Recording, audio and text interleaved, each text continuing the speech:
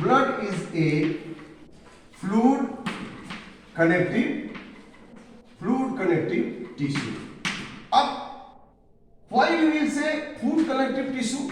Connective tissue, it is mesodermal in origin and fluid connective tissue because it is flowing through the blood vessels.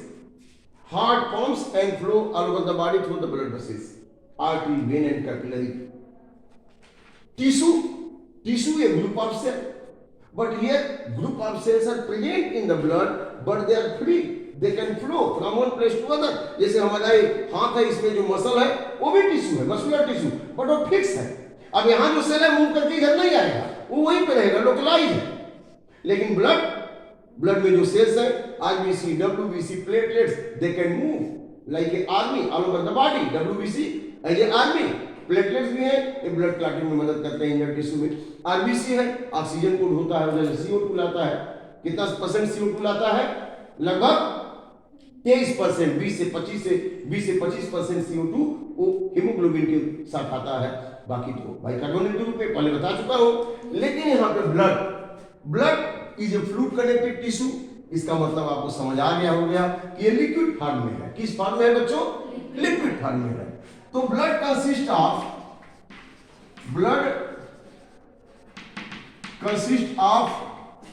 Blood plasma and blood cells. अगर हम देखें, suppose कर लीजिए यहां पे अगर यह ब्लड यहां पे हमने टेस्ट ट्यूब में लिया, इसमें यहां तक ये 100% अगर इसको मान लें, तो इसमें से ब्लड प्लाज्मा कितना परसेंट होगा? 55%. 55% क्या होगा? 55% क्या होगा? ब्लड प्लाज्मा होगा. और बाकी यह 45% क्या होगा? Blood cells. यह 55 और 45% क्या होगा बच्चों? ब्लड सेल्स होगा.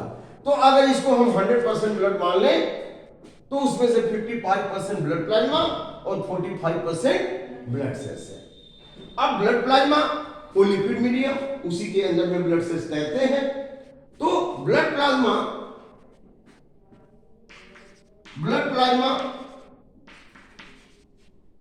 Provide watery medium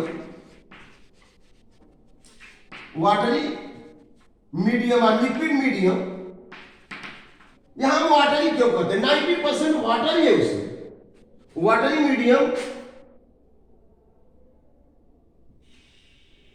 for flow of हुम ब्लड सेल्स. उसमें ब्लड सेल्स क्या कर सके? फ्लो कर सके. इन ब्लड प्लाज्मा कितना वाटर है? Yes, in blood plasma 90% water is present. In blood plasma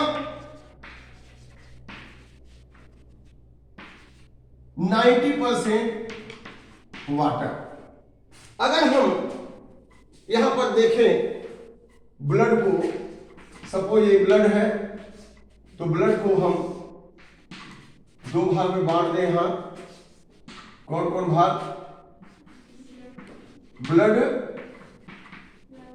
plasma और यहां पे हम ब्लड सेल्स. तो ब्लड प्लाज्मा में यस 90% वाटर. इसके अलावा इसमें मिनरल्स. इसके बाद ऑर्गेनिक मैटर भी होगा. ऑर्गेनिक मैटर में क्या होगा? ऑर्गेनिक मैटर में ऑर्गेनिक मॉलिक्यूल्स में क्या होगा? Protein, hormones. प्रोटीन भी होगा, हार्मोन्स भी होगा. और प्रोटीन में कौन कौन से होंगे? ब्लड क्लॉटिंग एल्ब्यूमिन भी होगा. प्रोटीन में कौन होगा? एल्ब्यूमिन. इसके अलावा एंटीबॉडीज भी होंगे. एंटीबॉडी होंगे कि नहीं होंगे? इम्यूनोग्लोबिन एंटीबॉडी, इसके अलावा यहां पे ब्लड क्लॉटिंग प्रोटीन होगा। और कौन सी प्रोटीन होगी? ब्लड क्लॉटिंग प्रोटीन, वो इंसॉल्युबल फॉर्म में होगी। कौन सी है blood clotting protein? Prothrombin and fibrinogen. क्या होगी? Prothrombin and fibrinogen. इसके अलावा और क्या होगा इसमें? इसके अलावा प्रोथ्रोम्बिन और फाइब्रिनोजन के अलावा और क्या होगा इसमें? हिपैरिन भी होगा, एंटी ब्लड क्लॉटिंग प्रोटीन। ये ब्लड के जमने से रोकता है, लीवर में बनता है। Heparin produced in liver and spread all over the body through blood. In the blood it is present, कि ब्लड को जमने से रोके। हिपैरिन क्या है? एंटी ब्लड कोआगुलेंट है। ये क्या है? एंटी ब्लड कोआगुलेंट, कि ब्लड जमने न पाए। लेकिन यहां पर प्रोथ्रोम्बिन एंड फाइब्रिन क्या है? ब्लड क्लॉटिंग प्रोटीन है। ये क्या है? Blood clotting protein. की कहीं चोट लगे तो ब्लड नहीं जमेगा तो क्या होगा? ओजिंग आउट हो जाएगी, ज्यादा से ज्यादा ब्लड क्या होगा? बाहर निकल जाएगा। तो कहीं चोट लगे तो वहां पे ब्लड जम जाए, इसके लिए क्या है? Prothrombin and fibrinogen, these are present in inactive form. अब जैसे ही चोट लगी, प्लेटलेट्स वहां पे है, प्लेटलेट्स ने थ्रोम्बोप्लास्टिन निकाला, कैल्शियम आयन की उपस्थिति में थ्रोम्बोप्लास्टिन ने प्रोथ्रोम्बिन को थ्रोम्बिन में बदल दिया और थ्रोम्बिन ने फाइब्रिनोजन को फाइब्रिन बदल दिया। अब जाल जैसे बन गया, मकड़ी की जाल जैसे, वहां पे आरबीसी डब्ल्यूबीसी उलझ गए और वहीं ब्लड क्लॉटिंग हो गई। लेकिन अननेसेसरी कहीं ब्लड न जमे, इसके लिए क्या means anti blood clotting protein heparin भी है। तो ये हिपैरिन भी लीवर से बनता है, प्रोथ्रोम्बिन भी फाइब्रिन सब लीवर से बनता है। तो लीवर की बहुत सारा वर्क है, metabolic laboratory of the body है, ठीक है ना।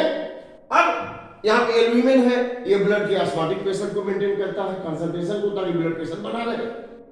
It is clear.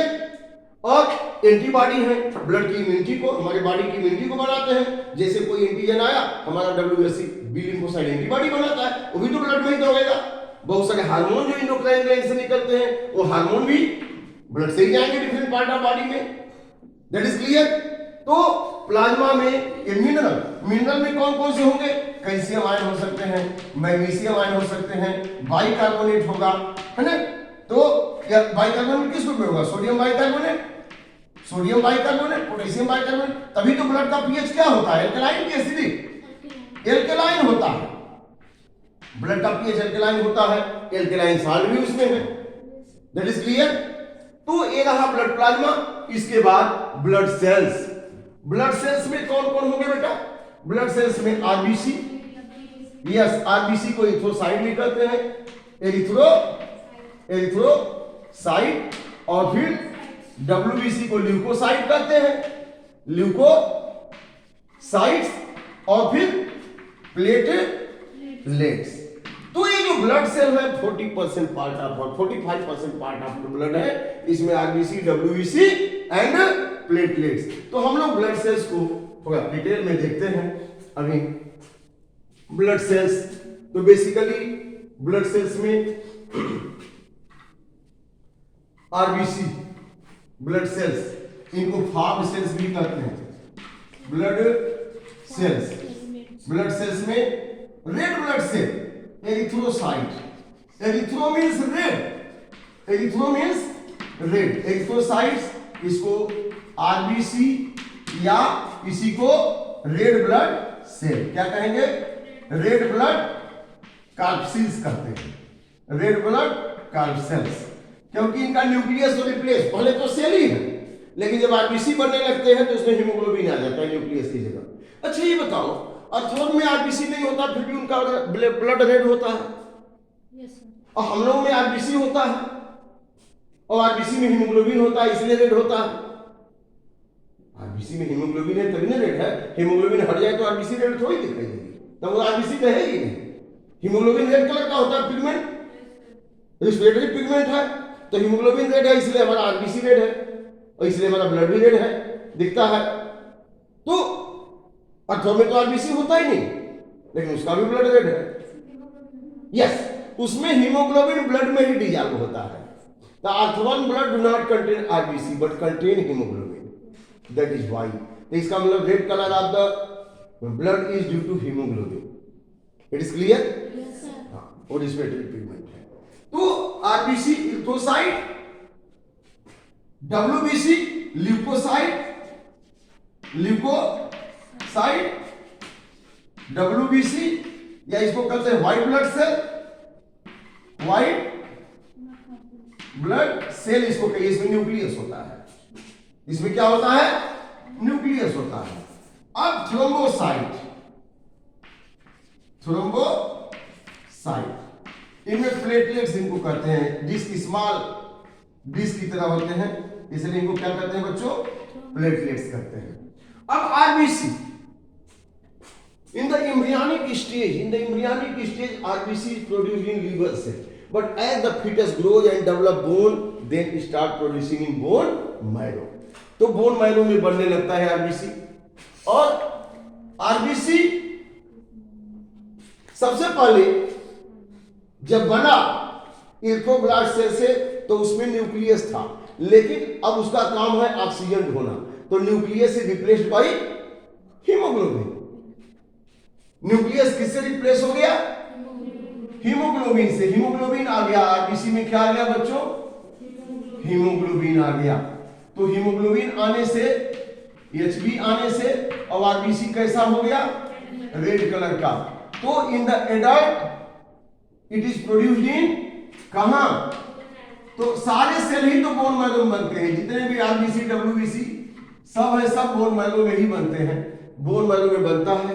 अच्छा, the life span of RBC, life span of RBC is 120 days. इनका लाइफ स्पैन कितना है बच्चों? 120 दिन है.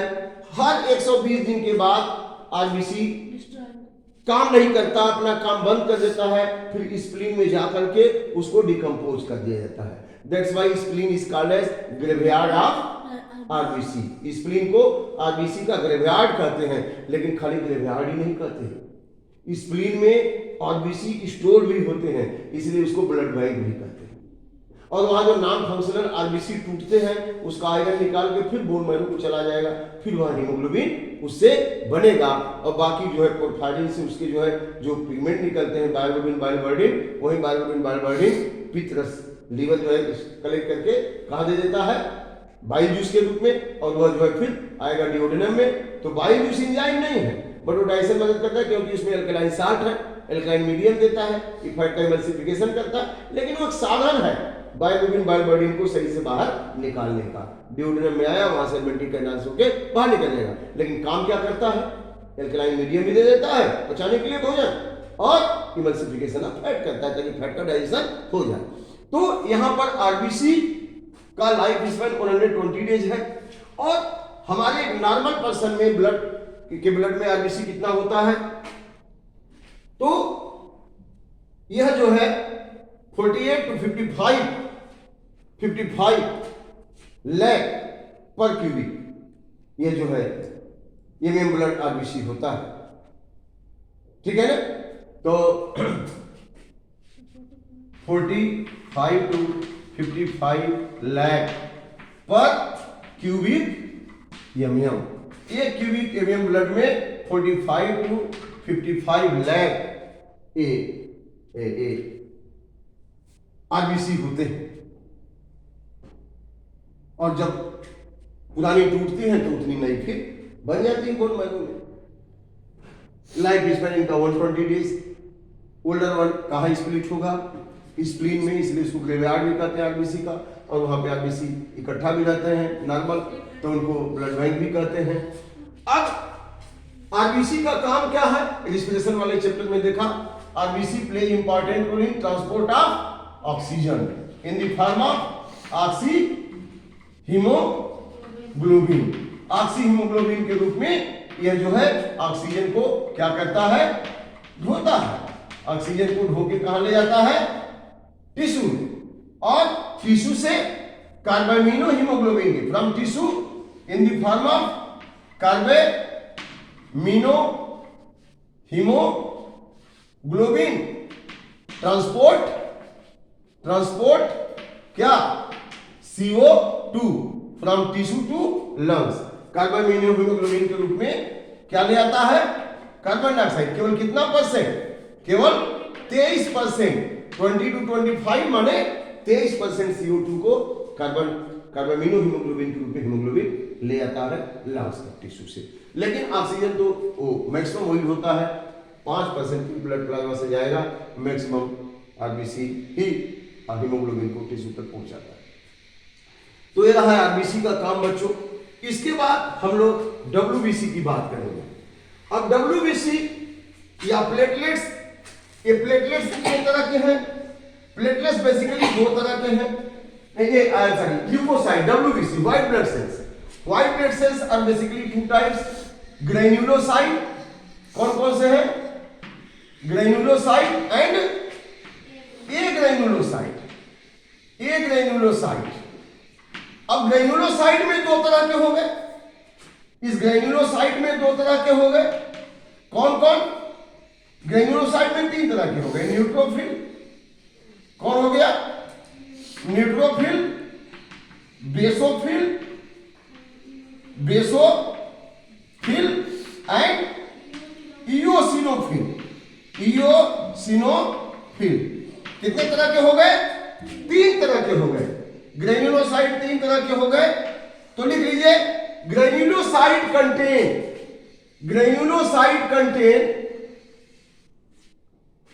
granules in its cytoplasm. Granulocyte contain granules in its cytoplasm and contain lobular nucleus. इनका न्यूक्लियस बिल्कुल rounded नहीं होता, it contain lobe like structure, इनका कैरेक्टरिस्टिक फीचर है। इनका न्यूक्लियस कैसा होगा बच्चों, लोब्यूलर होगा, it contain lobe like nucleus. तो यहां पे ढेर सारे ग्रेन्यूल है, देखा आपने, सेवरल ग्रेन्यूल्स आर प्रेजेंट। इसमें क्या है बच्चों, ये ग्रेन्यूल्स है और इसमें लोब लाइक स्ट्रक्चर है, तो इनको क्या कहेंगे, ग्रेन्युलोसाइट।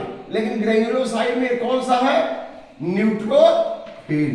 ये कौन सा है, न्यूट्रोफिल। इसके बाद इओसिनोफिल, इसमें भी ग्रेन्यूल है, इसमें भी ग्रेन्यूल है लेकिन लोग थोड़े कम हैं, इसमें भी ग्रेन्यूल है लेकिन लोग थोड़े कम हैं।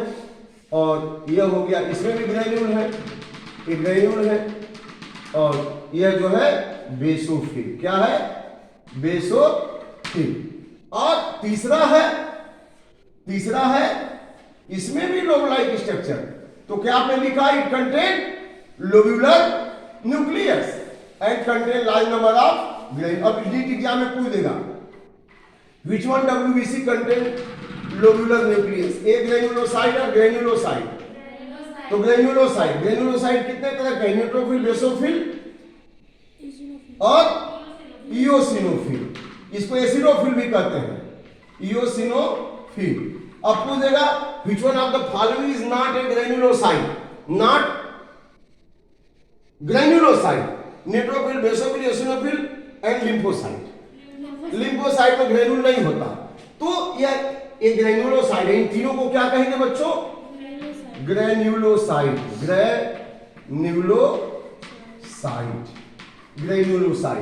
अब लिख लीजिए, neutrophil contain many lobes, neutrophil contain many lobes in nucleus, neutrophil contain many lobes in nucleus. It engulf the pathogen and destroyed, it engulf the pathogen. अगर बॉडी में कोई पैथोजन आ गया तो उसको इंगल्फ कर देगा, उसको क्या कर देगा, डिस्ट्रॉय कर देगा। It engulf the pathogen and destroyed. Basophil and eosinophil also contain lobular nucleus. Basophil and eosinophil also contain lobular nucleus, but it shows allergic response. It shows allergic response if any antigen enters into body. देखते हैं, कोई भी antigen आएगा तो उसके खिलाफ में क्या करेंगे, एलर्जिक रिस्पांस शो करेंगे, एलर्जिक रिस्पांस शो करेंगे कि बॉडी में कोई इंफेक्शन हुआ है। तो न्यूट्रोफिल क्या किया, डायरेक्ट इंगल्फ कर दिया, खत्म कर दिया, रोग से बचाया। और eosinophil and basophil they show allergic response. और but agranulocyte contain two types, one is lymphocyte and other is monocyte, other is monocyte, monocyte लिख लीजिए।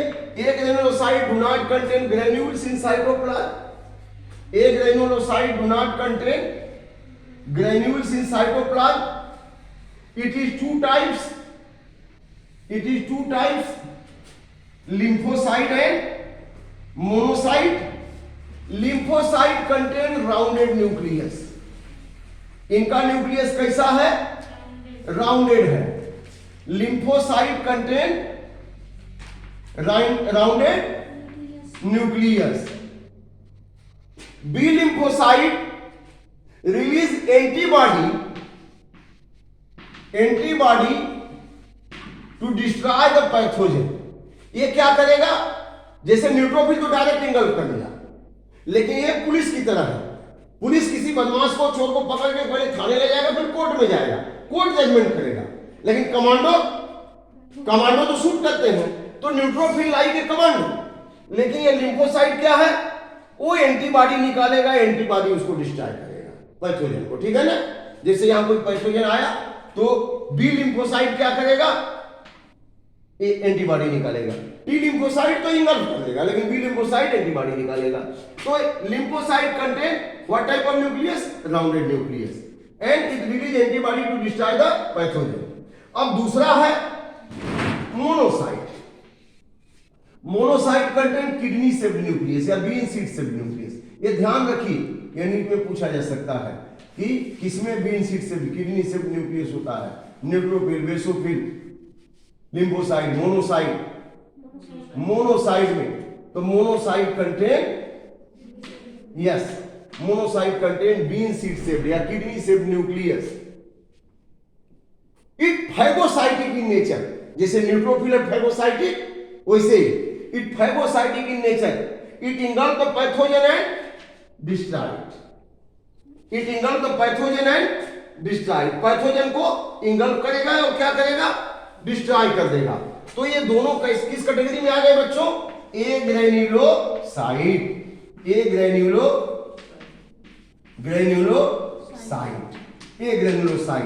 Thus, WBC are acting as a soldier in our body. The WBC are acting as a soldier in our body to protect us from pathogenic infections. WBC are acting as a soldier in our body to protect us from pathogenic infections. अब तीसरा category क्या है बच्चों, thrombocytes. Thrombocytes को क्या कहते हैं, platelets. Thrombocytes are small disc like sales.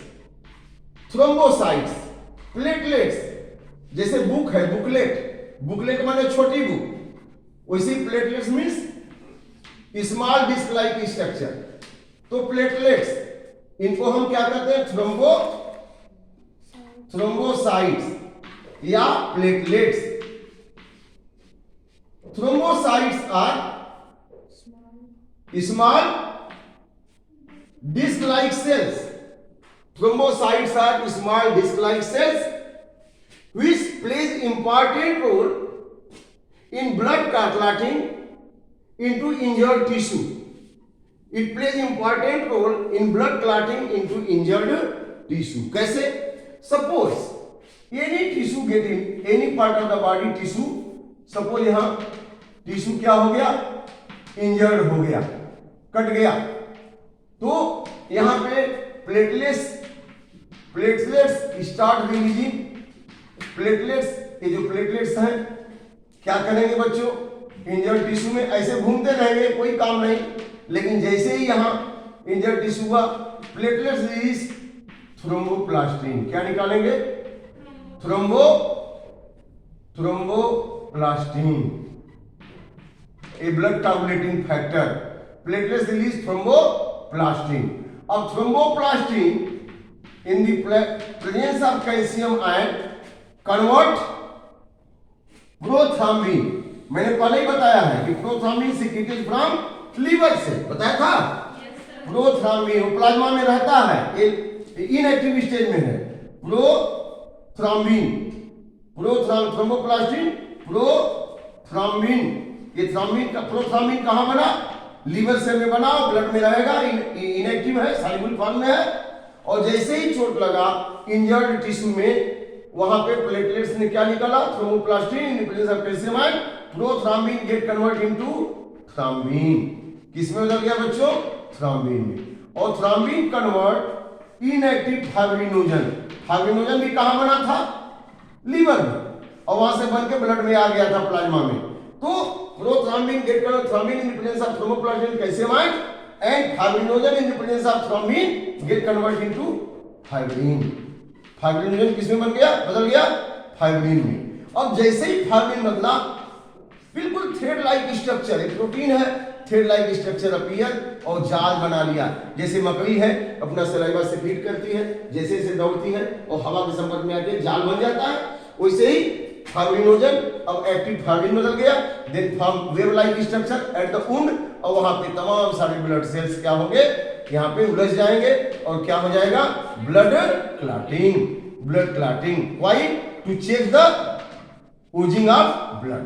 तो बच्चों देखा आपने कि platelets is present in the body, in the blood, in the injured tissue.